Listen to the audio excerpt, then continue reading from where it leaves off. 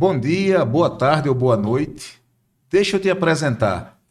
Esse é o primeiro momento, primeiro episódio de uma série de encontros que nós vamos ter com pessoas muito especiais, pessoas que representam e que dignificam a profissão que exercem, que pessoas que transmitem o bem e pessoas que vão, nesse momento, trazer um pouco da sua história.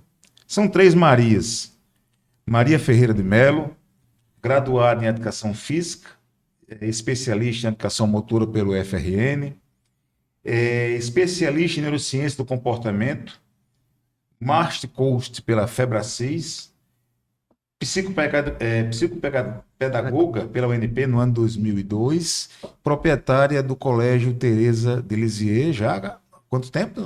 32 anos. 32 anos. Também vou receber outra Maria. Vão ser um dia de três Marias. Maria de Fátima Caribé Alves Lima. Aires Lima. Casada com o Dr. Fernando Ricardo, meu grande amigo. Formada em Engenharia Elétrica.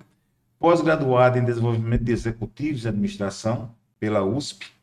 Trabalhou 25 anos no Banco do Brasil, exercendo vários cargos em agências de superintendência. E outra Maria, a última, Dona Maria Goretti,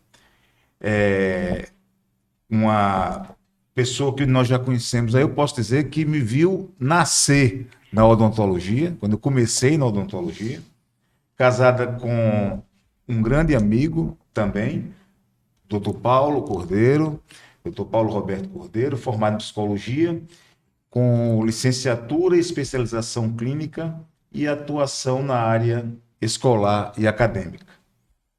Atualmente atua como terapeuta e palestrante, com sua formação em área de psicanálise com estudos posteriores em TCC e terapias breves. Pessoas muito experientes e pessoas que vão nos trazer uma mensagem do bem e para o bem. Esse vai ser o nosso propósito. Deixa eu te apresentar. E nós vamos começar com um ponto. Entre o que muda e o que permanece. Essa vai ser a nossa temática. E, como abertura, eu lanço uma primeira reflexão. Nós mudamos ou apenas revelamos parte de nós que estavam escondidas? Dona Gorete. É uma pergunta capciosa, não é?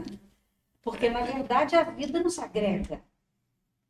Cada fato da vida vai agregando na gente situações, contextos, acontecimentos, mas não agrega no vazio. Agrega em cima da já existência da nossa psique. Então, essa agregação provoca mudanças, mas mudanças em cima do já existente. Então, eu diria sim, mudamos, mas não perdemos nossa essência. Perfeito. E o amor, Dona Fátima Caribé? Onde entra o amor nessa mudança e nessa transformação que nós temos em nossa vida, na nossa trajetória de vida? Olha, eu acho que... Eu acredito que o amor está na base de tudo.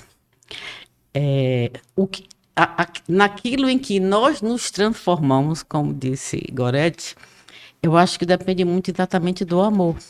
Né? À medida que você tem o amor como base, essa transformação, essa mudança, esse crescimento, né? O nome que a gente queira dar, né? Nos transforma em algo que pode ser para melhor ou não tão bom assim. E eu acho que o que permeia essa transformação é o amor. Se ele está presente, a gente está sempre crescendo, a gente está sempre sendo um pouco melhor a cada dia. Com a ausência de amor, a gente depende. Quando o amor não está presente, a gente depende. Dona Maria Ferreira. Depende da circunstância, né? E depende daquele que está ao nosso redor. Então, Perfeito. Pegando esse gancho de dona. Eu vou chamar dona, eu vou dizer Fátima Caribé. eu acho melhor, Tirar o dom, né? não é? E o que resiste ao tempo? O amor resiste ao tempo? O amor é o tempo? Ele é o mais resistente de tudo, dentro de todo o processo do aprendizado, do dia a dia. Sou educadora, né? Trabalho com a questão do aprendizado diretamente, diariamente, e observo desde os laços familiares ao grupo que trabalha comigo, agrega comigo, ele é realmente o mais resistente de todos. Vou aproveitar a nossa principal refrão de Santa Teresinha, educar é um ato de amor. Então, ela vem dessa transcendência que passa por muitos elos de conexão, de ligação de todos os seres, de todos os tipos de essências. Perfeito. Eu posso acrescentar? Pois não. Eu vou até. Eu tava. A gente está falando, e eu estava me lembrando de uma coisa que eu li há muitos anos sobre essa situação do amor, tá? Perguntaram uma vez a uma personalidade, que não vem ao caso aqui, por que essa personalidade ela já tivera tantos relacionamentos? Por que os relacionamentos dela não permaneciam? Porque ela tinha uma sede de, aspas, amor. Palavra que foi usada. E ela disse que ela começava amando loucamente e aos poucos isso ia se desgastando e ela precisava voltar a amar. Então aquilo morria e ela ia atrás de um outro amor, né? E eu fiquei me indagando, aquilo mexeu com o meu pensamento e eu fiquei indagando se era amor aquilo ali. Porque o amor passa por fases, o amor passa por transformações, mas a gente não muda, né? O amor não é uma roupa velha, né? Que a gente doa, dá, ou se desfaz, até mesmo as roupas. Quantas vezes a roupa fica um pouco mais usada e você diz, mas eu gosto tanto dela. E você guarda, né? Até a roupa, às vezes, acontece isso. E o que se percebia ali no caso é que a pessoa passava a ser algo meio que sem utilidade, meio material, né? E o que a gente pode ver no caso é que alguns relacionamentos são pouco eternos ou infinitos enquanto dure, porque as pessoas não conseguem eternizá-los. Não conseguem eternizá-los porque se fixam somente em algumas partes deste relacionamento. Perfeito. Perfeito. Né? Perfeito. Então, ele se destrói. Excelente reflexão. Né? Eu pergunto, Fátima Caribé, o que continua exatamente igual desde a juventude? O que mudou profundamente na nossa vida durante o tempo? E existe algo que você jurava que nunca faria hoje e faz? Começar da última pergunta, porque é bem fácil responder. Não existe nada que eu jurasse fazer, não fazer e que faço. Primeiro porque eu não nem faz parte da minha maneira de ser, sabe? Essa coisa de vou chamar de firmeza, mas essa maneira rígida, né? De ser, eu não faço isso, eu faço aquilo. Eu não tenho, não faz parte da minha natureza essa rigidez, mas eu não tenho nada que eu diga assim, eu não farei e faço. Como não tem nada que eu diga assim, eu faço e hoje eu não faria mais. É bem interessante. Essa é uma parte minha que eu gosto dela. Essa é uma parte minha que eu gosto dela. Você perguntou primeiro o que é que permanece, né? O Aham. que é que não mudou, né? O que é que não mudou? Olha, tem uma coisa que não mudou nunca.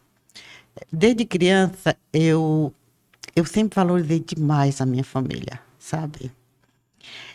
Porque, assim, para mim, família é muito mais do que.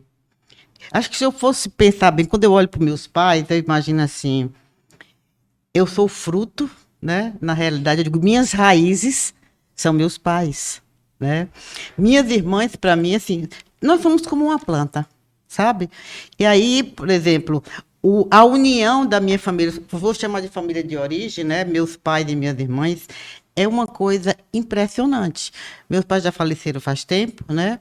Mas as pessoas diziam assim: eu não sei o que é que acontece com vocês, porque até hoje nós somos extremamente unidas. Extremamente unidas.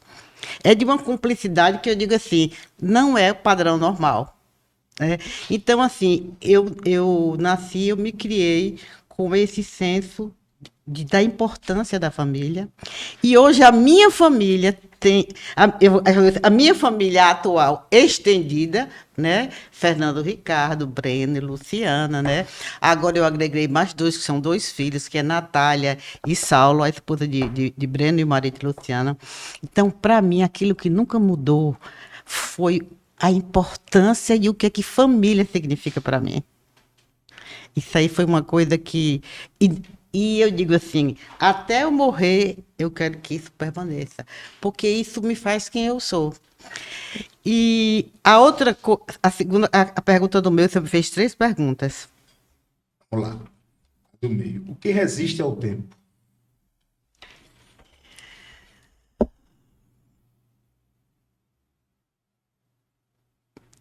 Para mim, resiste ao tempo. O amor. Resiste ao tempo. Laços de amizade verdadeiros.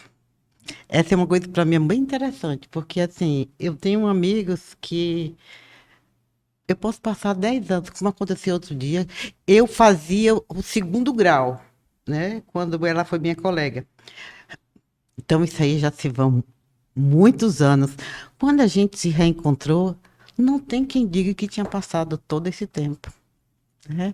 Eu tenho amigos de 40 anos, 50 anos, e, e eu acho que para mim essa é a grande medida, é você passar esse tempo todo, você ter toda essa distância, mas quando você se encontra, não parece que esse tempo existiu. Então eu acho que isso é uma coisa que não muda, sabe? A gente sempre quando a gente pensa o que é que não muda, uma das questões que a gente estava falando aqui foi sobre, ao longo do tempo, a gente passa por transformações, mas tem uma outra coisa em mim que nunca mudou. Eu tenho, é da minha natureza, a coisa de querer cuidar do outro. E eu sou assim desde sempre, até hoje. Às vezes eu preciso, inclusive, ter um certo cuidado, porque no cuidando do outro eu esqueço de mim. E hoje isso está muito claro. Então, acho que é uma outra coisa que nunca mudou. Acho que a Maria gente é Ferreira. muito parecida. É? Maria Ferreira, eu vou fazer uma observação que vai resumir tudo que a gente que Gorete e Fátima Caribe falaram. Talvez a vida seja justamente esse equilíbrio entre a transformação e a permanência. O que é que você diria disso? Eu continuo defendendo o aprendizado dessas duas esferas, assim, de um lado e de outro. Eu sou do time de Mandela, eu não perco, eu sempre aprendo.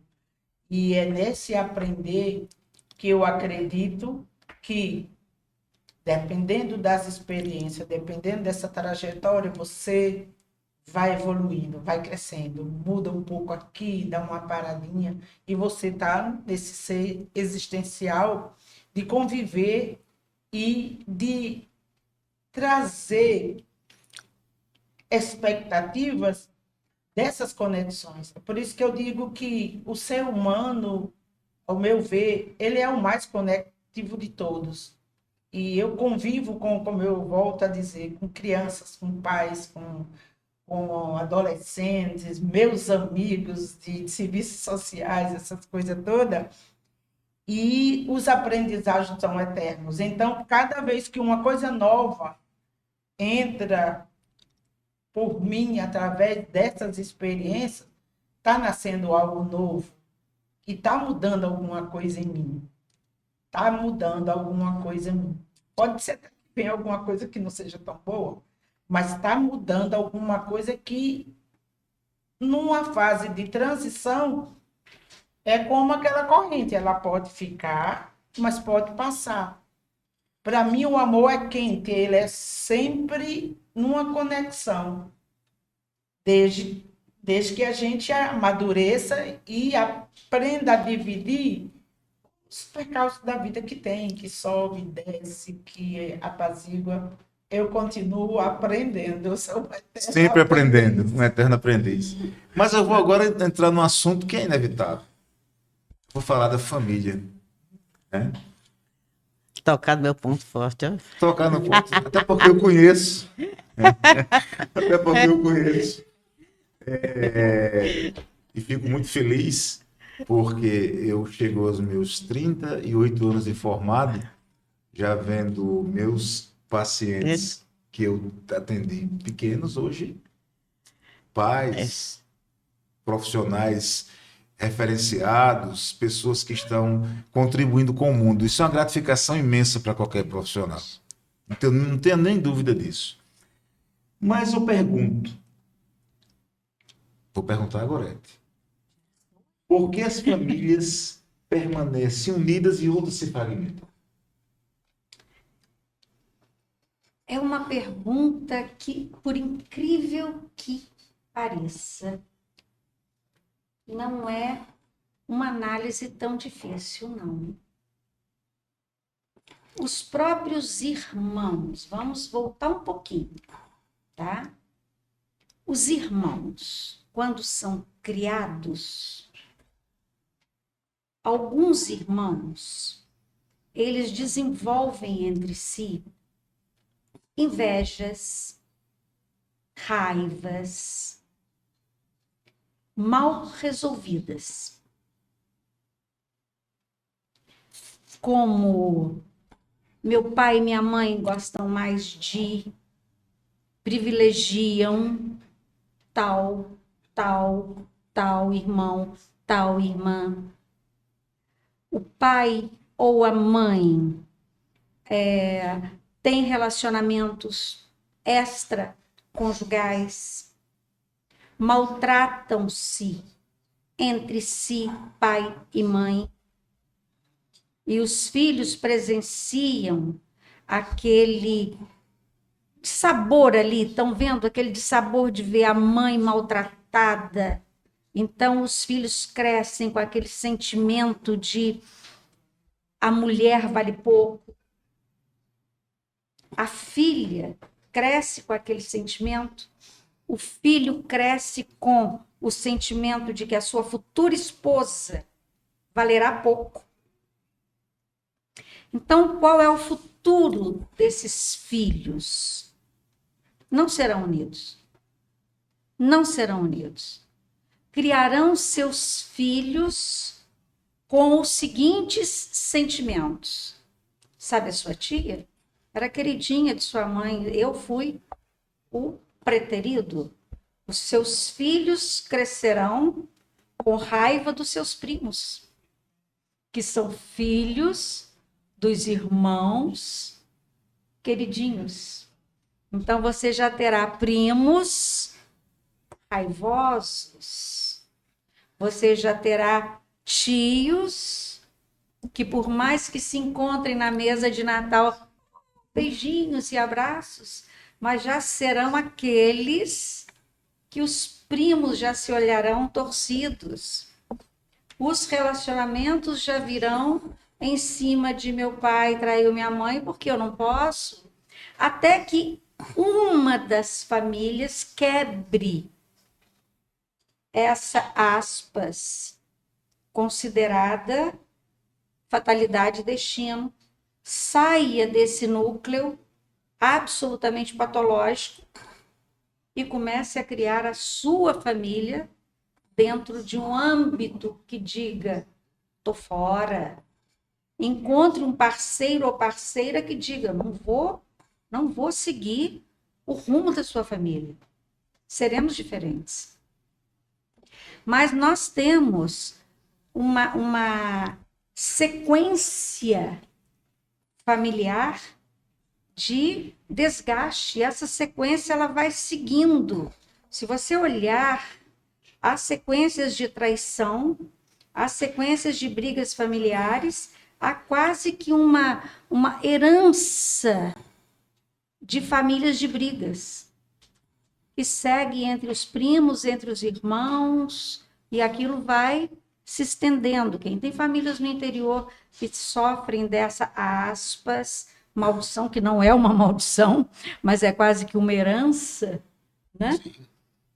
Entende isso perfeitamente bem. Em contrapartida, aquela família que cresceu baseada no respeito, baseada no benção mãe, bom dia pai, bom dia mãe, dá licença, cede cadeira para sua avó, deixa sua avó sentar, leva a louça para a cozinha, lava a louça para sua avó, faz favor, cede a cadeira para o mais velho, carrega as sacolas de compra que estão pesadas, vai no supermercado para o seu pai. A família que cresceu dentro deste aspecto, ela não tem tempo para entender isso. E mesmo aquele filho que consiga entender que, puxa vida, mas meu irmão ganhou um tênis e eu não ganhei, ele vai procurar administrar esse sentimento de por que ele ganhou esse tênis. Perfeito. Por que eu não tenho tênis que meu irmão ganhou? Perfeito. Ele vai conseguir administrar esse sentimento, ou a mãe vai chegar perto e vai dizer, eu não tenho dinheiro para dar 2. Agora não pode. Eu falo isso em defesa própria, inclusive, porque eu tenho 3 filhas e tenho um filho de coração. E quando nós criamos as 3 meninas, nós estávamos construindo a nossa casa.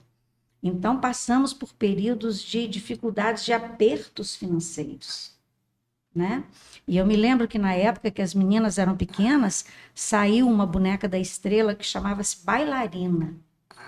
E as meninas ficaram loucas para ganhar a bailarina. E eu disse para elas, no Natal, isso foi mais ou menos julho, agosto, saiu a boneca. Eu disse, no Natal vocês ganham. Mãe, mas todas as minhas amigas têm. Olha, ainda vai faltar não sei quantos meses. Eu falei, só podemos te dar no Natal. Naquela época não existia cartão de crédito. Então era assim, ou você tinha, ou você não tinha. Eu falei, no Natal vocês ganham.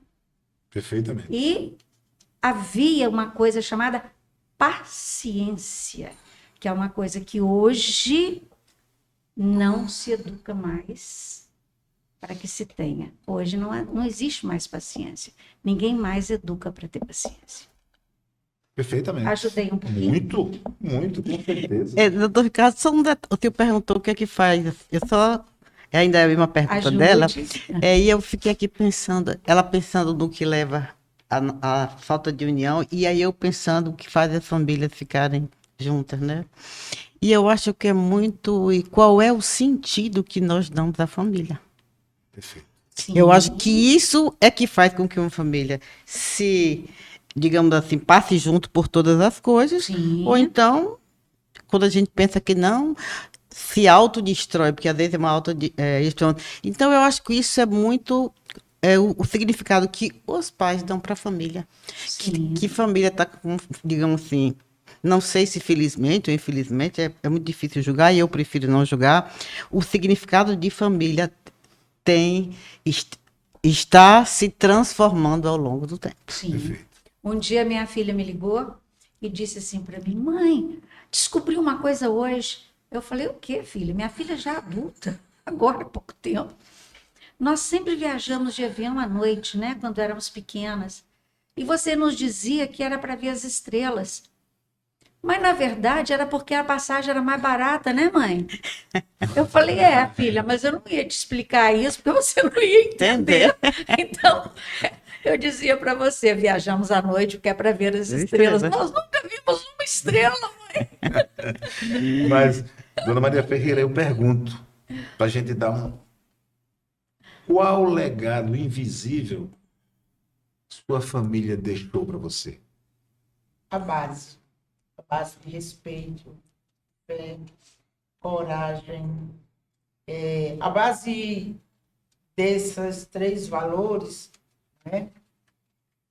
Eu me refiro e creio que ele seja o equilíbrio para você entender todas as personalidades, todas as pessoas, todos os direitos, todos os deveres, oportunizar. Quando ela se reportou ao exemplo do presente, nós, por si só, somos de uma espécie competitiva, faz parte da nossa vida, a garra de buscar, de correr atrás, de lutar, de brigar.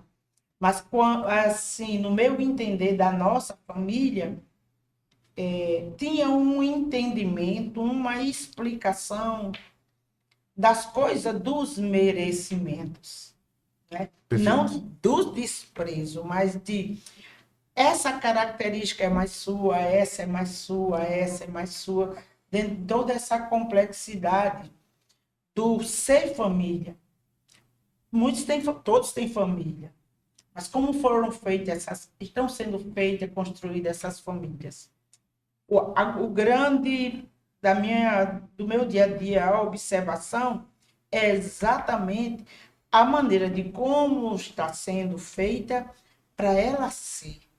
Porque essas 2 bases vai ter. Você vai chegar no ápice e vai ter a tranquilidade, vai ter a consistência, vai ter essa realização de paz, de tranquilidade, que engloba o quê? Todos esses outros valores. Paciência, né? Tranquilidade, a aceitação do outro. Então, o respeito em si, que não está muito norteado das diferenciações. Nós não temos nada igual com ninguém.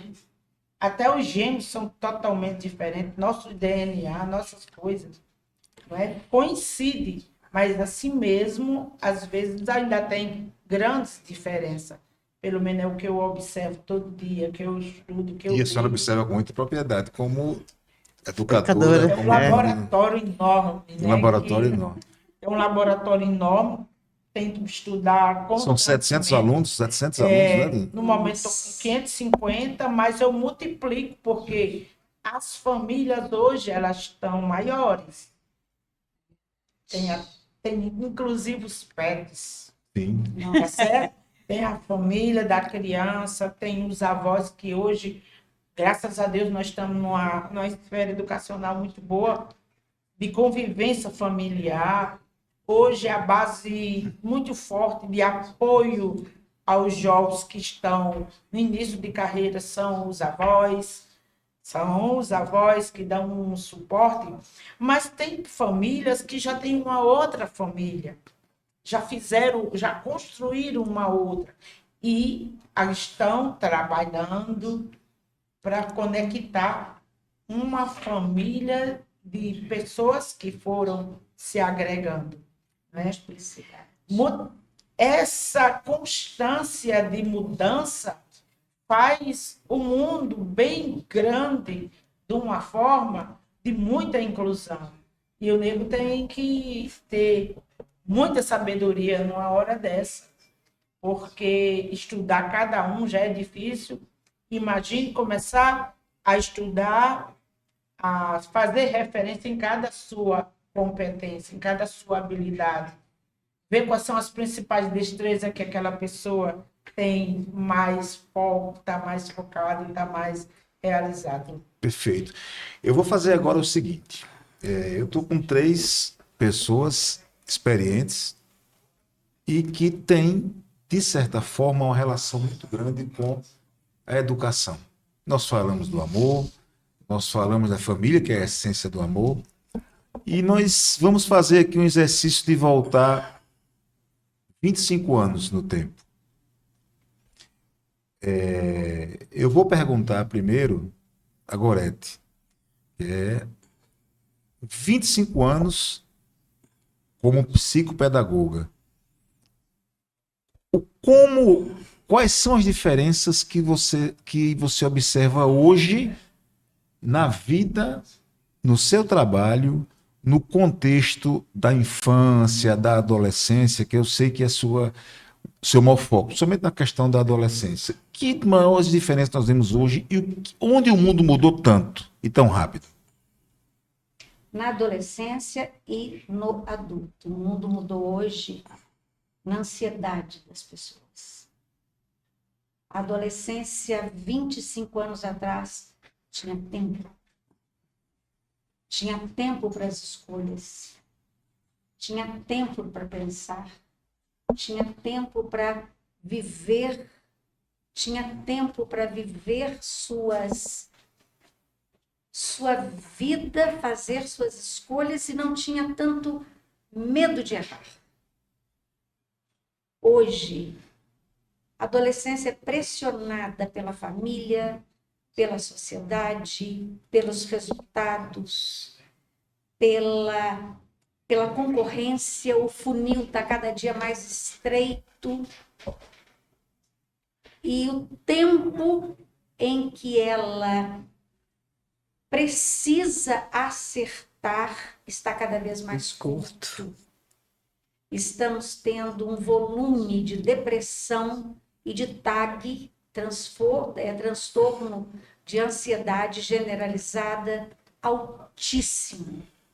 Não ouvíamos falar há 25 anos atrás num adolescente sofrendo por depressão ou por ansiedade ou por transtornos múltiplos. Coisa que hoje é uma ocorrência absolutamente, não diria normal, mas quase normal dentro de uma clínica. Então, é preocupante a pressão social, a pressão familiar, e é preocupante que as escolhas estejam sendo feitas aos 14, 15 anos de idade, no momento em que este adolescente tinha que estar preocupado em conhecer a si mesmo, a conhecer a vida, em que ele ainda não tem condições de fazer escolhas para os seus próximos 60 anos. Perfeito, perfeito. Eu pergunto a Fátima Caribé, também educadora, autora de um livro que eu tive a oportunidade de ler, de um capítulo de um livro muito interessante. Eu ia lhe trazer o meu mais recente, acabei esquecendo, mas eu vou lhe trazer. Eu pergunto, e diante de toda essa complexidade, voltando 25 anos, o que você observa de mudança nos princípios e valores e nos objetivos das pessoas? O que é que elas almejam hoje que elas não almejavam 25 anos atrás? Olha, uma coisa bem interessante, eu estava até conversando com o Fernando esses dias, por exemplo, meus filhos, todos dois são casados, mas nenhum tem filho ainda, né? E aí a gente comparando assim algumas coisas. Eu acho que é muito, nenhuma geração gosta de ouvir. Porque na minha época, esse é o pior pecado que eu acho que pai e mãe pode fazer, virar para o filho, porque na minha época. Então, assim, meus filhos que me perdoem aqui, né? Então, mas eu vou fazer na minha época. Então, eu acho que na minha época, talvez na nossa, né? O que acontece? A gente não era tão preocupado com o ter. A gente era muito preocupado com o ser. Então, na adolescência, a gente estava muito mais interessada em qual é a carreira que eu vou fazer, mas eu não me lembro de ter passado pela minha cabeça, por exemplo, será que essa carreira dá dinheiro? Eu queria saber que eu ia fazer alguma coisa que eu achasse que eu gostasse. Eu ficava muito mais pensando o que é que a minha profissão ia trazer para o mundo, para mim, mais do que quanto, por exemplo, que vida financeira eu ia ter fazendo a profissão. Então, eu acho que a gente. E eu considero que isso foi um privilégio, sabe? A gente pôde ser mais adolescente, a gente pôde ser mais a gente mesma, né? Hoje, e aí é uma questão de geração, não dá para a gente discutir. Tudo mudou. A gente tem tecnologia, a gente tem a própria família hoje. É diferente da de antes. E eu observo que a próxima ainda vai ser mais diferente. Porque eu fico olhando. E aqui não vai uma crítica, vai uma observação. Por exemplo, o que é que eu vejo hoje? As pessoas, querendo ou não, elas estão mais focadas em suas profissões. A constituição de uma família, ela não está mais ocupando o mesmo lugar na sociedade que antes. Se isso é bom, se isso é ruim, eu não sei, não tenho julgamento. Mas é clara a observação. As pessoas hoje, ou seja, o adolescente, já não estou mais falando só adolescente, mas o adolescente, digamos assim, uma geração depois da nossa, que hoje já não é um adolescente, é um adulto, o que é que vejo? A mudança foi assim, ela foi ocorrendo de geração em geração, mas ela ocorreu de uma forma muito abrupta. Sim. Outro dia eu estava pensando, olha, nós fomos uma geração, nós, que conseguimos ver mais transformações tecnológicas. Os meninos, meus filhos acham graça quando eu falo de alguma coisa, né? De como era telefone. Olha, você sabia que a gente tinha telefone com o público, a gente botava uma fichinha assim, assim, assim. Então, tem coisas que eles não conseguem nem imaginar. Mas se a gente pensar, a diferença entre a nossa geração e a dos nossos pais é muito menor do que a geração nossa para dos nossos filhos. Fátima, mas tem um aspecto interessantíssimo e que eu gosto muito de analisar, é que se nós formos observar as mudanças do decorrer da humanidade, por exemplo, o homem da caverna, ele caçava, ele passou um longo período para descobrir o fogo, depois ele passou um longo período para se agrupar em comunidades, em cidades, viver em sociedade, até que veio a Revolução Industrial. Quer dizer, as mudanças elas tinham um tempo maior. Nós estamos conversando aqui e talvez amanhã ou daqui a algumas horas nós já tenhamos uma mudança que a gente não está sabendo. Esse é um aspecto muito interessante. Mas eu vou fazer para Maria Ferreira, porque ela está de camarote. Ela está de camarote porque eu tive a oportunidade de assistir a belíssima apresentação de final do ano do Teatro Teresa Lisieux. A senhora me convidou no Teatro Riacho Coelho, eu fui assistir, e a apresentação mostrou toda a trajetória da sua escola, né? Desde quando ela começou pequenininha e irá crescendo hoje, até uma estrutura, até a estrutura maravilhosa que a senhora chegou a refletir naquele teatro lotado, um espetáculo realmente muito interessante. Se a senhora pudesse voltar no tempo, qual a diferença que a senhora enfrenta mais, que a senhora convive mais naquela escola, naqueles alunos daquela época para o aluno de hoje? Sou a mascote, né, doutor? São duas pessoas aqui, muitos anos de conhecimento. Sou mascote mesmo.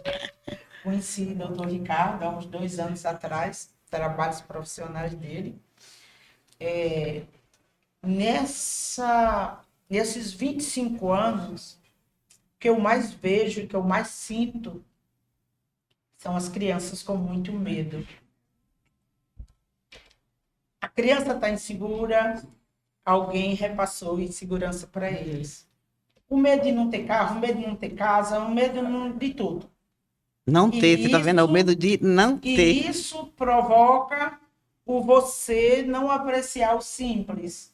Como você mesmo viu a minha história, eu fui da geração de que minha mãe me disse: seja obediente aos seus professores, aprenda tudo, porque eu não sei nem ensinar a escrever nem a ler. Ainda bem que eu sempre fui muito obediente, fui muito focada nas coisas que eu quero e com tranquilidade, sem sofrimento.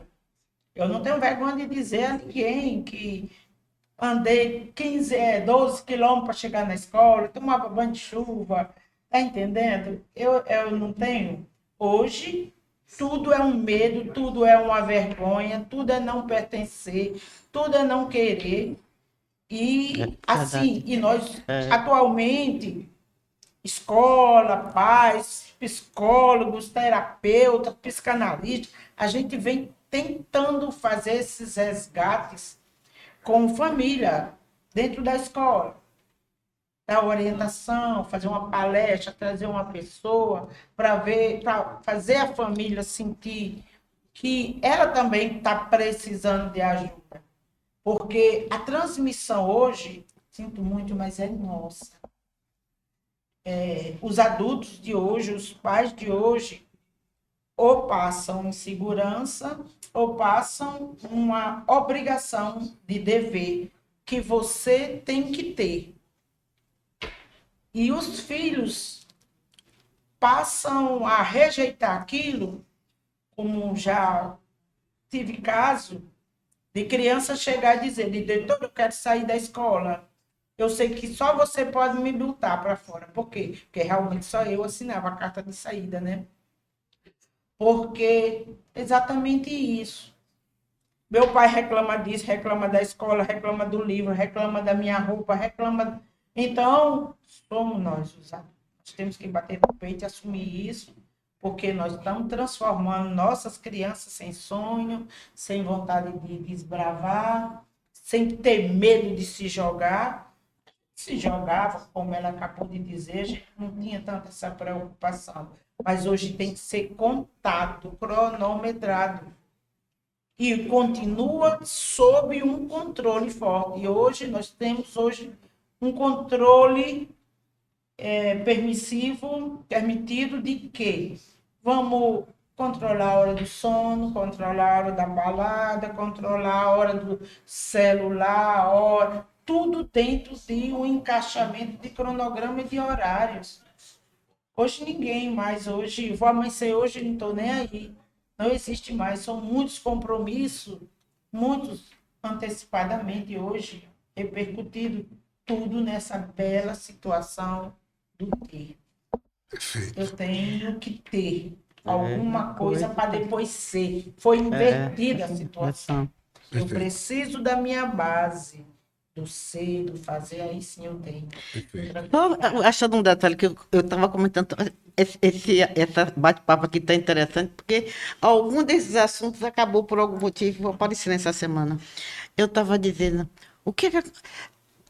nós estávamos falando do que é que fazíamos na infância. Eu e a minha secretária, ela é maravilhosa, então a gente conversa muito, troca muito ideia, e a gente conta o que é que fazia, né? Aí eu dizendo assim, que a gente brincava de noite, quando acabava de fazer o dever, se juntava os meninos da rua, e aí o que é que se fazia? Televisão, boa parte da minha infância nem teve. Aí a gente estava vendo o seguinte, quando você olha para uma... E às vezes é uma criança, não é adolescente mesmo, não. Eles não têm mais tempo de brincar. Porque, primeiro assim, você tem que estudar, você tem que fazer não sei quantos esportes, você tem que estudar inglês, espanhol, fazer... Você está entendendo? Então, assim, a criança não tem... Não, mas olha, de tal hora a tal hora ele pode brincar, ou tal dia pode brincar. Ou seja, a gente está fazendo, colocando numa criança um compromisso, uma responsabilidade que muitas vezes, talvez, é a minha opinião. Tem gente que diz, mas no mundo de hoje a gente tem que fazer isso, senão não tem vez, não sei. Pode ser que não tenha vez, mas eu acho que seriam pessoas mais inteiras, né? Então, aí o jovem realmente ele é muito ansioso, e não é só por pressão da família. Eles são imediatistas e são ansiosos também. Mas, na verdade, ou seja, na hora que, assim, não vive a fase na idade que é para viver a fase. A fase que era do brincar já tinha responsabilidade demais. Aí, na fase que eles devem ter responsabilidade, aí eles já estão numa ansiedade porque querem mais, porque isso aqui tem que ter um objetivo, ou seja, a gente não faz mais as coisas por fazer. Como a gente está fazendo? Bom, nós estamos fazendo aqui o quê? Conversando por conversar, como diz o doutor Ricardo comentou. Vamos falar do bem para o bem. Vamos falar da nossa vida. Entendeu? Então, assim, esse espaço, às vezes, está sendo retirado de determinadas fases. Aí, quando chega na outra, já é o próprio ser humano, já é a própria pessoa que tira de si mesmo. Ah, porque eu tenho que fazer isso, porque eu tenho que fazer aquilo. Para no final, mas se eu não fizer isso agora, meu Deus do céu, eu tenho que ter um apartamento, eu tenho que ter um carro. Porque senão é como se, para eu pertencer a algum lugar ou a algum grupo, eu precisasse ter muito mais do que ser. A gente ainda sofre o problema, por exemplo, que é o meu caso. Eu ficava na rua brincando com os meninos, meninas, né? Hoje você não pode ficar na rua porque tem um problema da segurança. Perfeito. Né? Perfeito. Você hoje tem bandidagem, vão te oferecer uma droga. É complicado, você não pode mais ficar na rua. Quem mora em prédio ainda tem a vantagem que você tem a parte de baixo do prédio, você tem um parquinho, você ainda pode descer. Mas se você mora em residência, em casa, é muito complicado. Você fecha a porta. Perfeito. Perfeito. Deixa eu te apresentar um primeiro episódio, o primeiro podcast. Eu queria dizer da minha alegria, porque nesses 38 anos de formado, eu estou tendo a oportunidade de conversar e conviver com pessoas que fizeram parte, que fazem parte da minha vida. Né? Então, eu gostaria de agradecer Fátima Caribé, Maria Ferreira, Gorete Leão. Foi uma alegria grande. Nós exercemos aqui uma coisa fundamental, o poder da conectividade, e a conectividade para o bem. Conectividade para o bem, ela tem muito a ver com propósito. E propósito tem muito a ver com vida, e vida em sua plenitude. Muito obrigado, foi uma alegria tê-los aqui. E eu gostaria que cada um pudesse fazer suas considerações finais. Eu vou começar. Quando eu conheci o doutor Ricardo, o senhor estava chegando da sua residência, da sua especialização. Portanto, era menino, né? Era um menino. E estivemos lá, eu, meu marido, minhas duas meninas pequenas ainda, né? Foi uma alegria tão grande, mas tão grande. Éramos pacientes do seu pai, doutor Vicente, e ficamos amigos desde então. Bons anos já se passaram ali. E o senhor sempre foi o nosso profissional. Eu só tenho a agradecer e dizer da minha honra por estar aqui e dizer para o senhor que o senhor faz parte da nossa história e do respeito que nós temos pela família do doutor Vicente, da qual o senhor é filho mais velho, e que é uma das famílias mais queridas, respeitadas, e uma das famílias mais íntegras que nós conhecemos.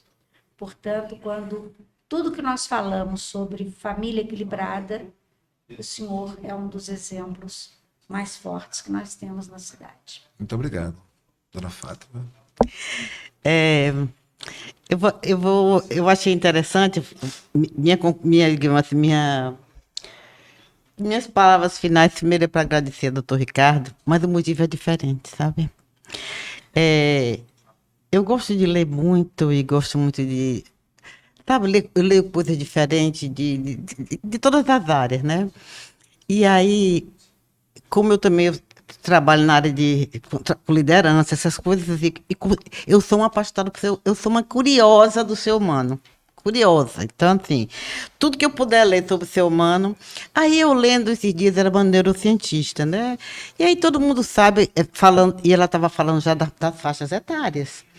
E ela disse assim, olha, uma das coisas mais importantes que você pode fazer por você mesmo é fazer coisas diferentes. Aprender a fazer coisas diferentes. Doutor Ricardo, muito obrigado. Eu nunca fiz um podcast na minha vida. quase de surpresa. E eu fiquei pensando assim, será que eu vou dar conta? E como é que vai ser? Aí me lembrei do ensinamento. Fátima, vai. Não interessa como vai ser. Vai que vai ser a sua...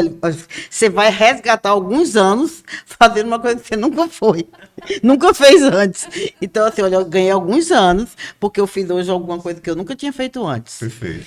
Mas o que eu queria deixar para quem algum dia ouvir esse podcast é o seguinte: a vida tem muita coisa importante que a gente precisa cuidar. Mas se você tiver que escolher uma única coisa para cuidar, porque você não pode mais do que uma, escolha a sua família. Porque você jamais vai se arrepender. Perfeitamente. Perfeitamente. Dona Maria Ferreira. Doutor Ricardo, que alegria, que honra estar nesse momento fazendo parte, nesse momento na sua vida, participar dessa comemoração. Eu vou fortalecer o escutar. O Senhor nos trouxe para nos escutar. Eu agradeço pelos momentos que o Senhor tem participado na minha vida, por Ele ter me observado, me visto, me olhado, feito algumas considerações, algumas observações, e que não é com muita dificuldade, às vezes a gente não tem essa oportunidade de participar pela primeira vez, pela segunda vez, pela terceira vez, mas de uma maneira diferente. Psicólogo já me escutou, meu psicanalista, meu coitado, só meus amigos, mas essa maneira de o Senhor criar, com conexões com pessoas que não se conhecia, é a primeira vez mais maravilhosa que pode existir. Muito obrigado. Obrigado Muito pela obrigado. sua atenção. Deixa eu te apresentar. Primeiro episódio. Alegria, saúde e paz.